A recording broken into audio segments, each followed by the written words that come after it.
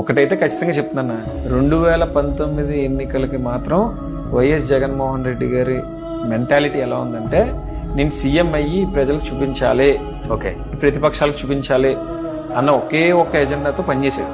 ఆ రోజు అతను ముఖ్యమంత్రి కావడం కోసం మాత్రమే అతను కష్టపడ్డాడు. ఓకే.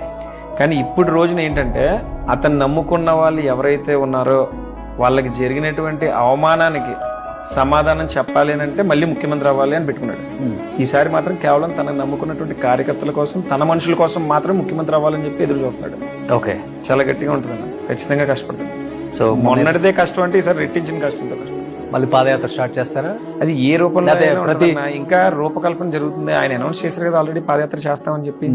ఇప్పుడు ఏదైతే మా మీద జరుగుతున్నటువంటి ఉన్నాయో, ఈ లిక్కర్ కానివ్వండి, ఇంకోటి కానివ్వండి, 1,00,000 కోట్లని కానీ, ఇవన్నీ కూడా గతం నుంచి జగన్మోహన్ రెడ్డి గారి మీద జరుగుతున్నటువంటి ప్రచారాలే కదా, మేము కొత్తగా వచ్చినాయి కాదు కదా. 2019 ముందు కూడా 1,00,000 కోట్లు అవే చెప్పేవారు జగన్ గారి కోసం. ఇప్పుడు కొత్త ఏమన్నా చెప్తున్నారేంటి? వాటికి ప్రజలు ఏం పట్టించుకునే పరిస్థితులు ఏం లేరు.